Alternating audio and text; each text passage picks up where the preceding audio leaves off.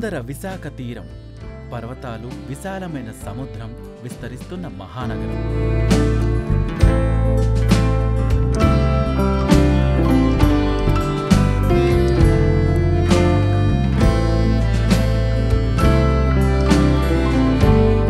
విశాఖ తీరం అరుదైన జాతికి చెందిన ఆలివ్ రిడ్లే తాబేళ్లకు ఆవాసం.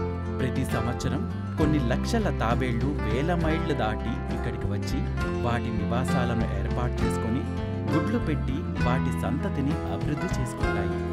విశాఖ మత్స్యకారుల జీవితంలో వాటి సంరక్షణ కూడా ఓ భాగంగా మారిపోయింది. తరతరాలుగా ఈ ప్రక్రియ వారి జీవితంతో ముడిపడి కొనసాగుతూనే ఉంది.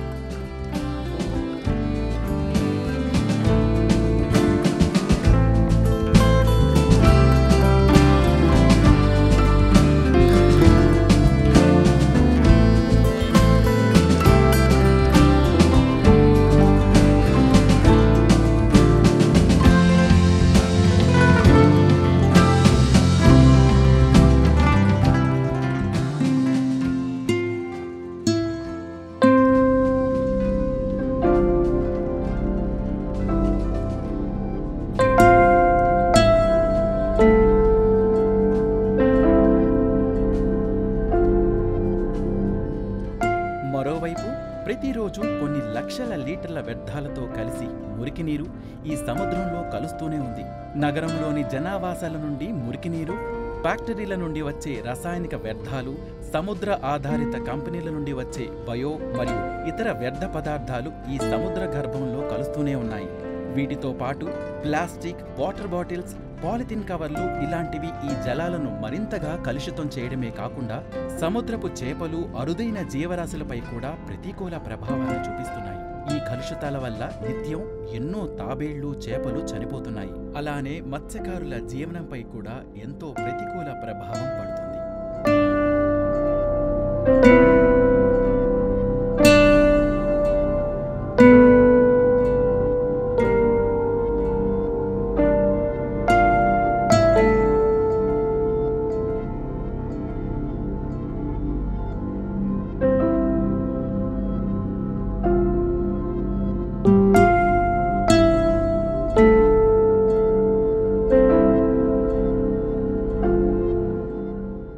ఇప్పుడు నా పేరు వాచ్మెన్ తాతారావు. 40 సంవత్సరాల నుంచి యాడ్ చేస్తున్నాను. అప్పుడు దగ్గరలోనే 1 కిలోమీటర్ 2 కిలోమీటర్ల చేపలు పెరిగి బాగానా. ఇప్పుడు రాను మధ్యకాలంలో 1 కిలోమీటర్ దూరం వెళ్ళి చేపలు దొరకని సత్త ఎక్కువ అవుతుంది. మరి నత్త వేస్తే సత్త ఎక్కువ, చేపలు తక్కువ. దాన్ని బోట్లో ఈరుకోబడికి మాకు బాగా ఇబ్బంది కలుగుతుంది. అవన్నీ ఏరేసుకొని వచ్చేటప్పుడు పాలకి ఈ సత్త వేసుకొని మళ్ళీ కోటి ఆగిపోవడం జరుగుతుంది. అవన్నీ పక్కన పెడేసి ఎవడో వెళ్ళడానికి వెళ్తాను అనేసి పక్కన పెడేసి బోట్ పక్కన వేసి కూలి పని పోతున్నాం. ఒక 400 300 ఇస్తున్నారు. అదే పని చేస్తున్నాం. ఆ విధంగా పిల్లలు బతికిపోతున్నాం. అప్పుడే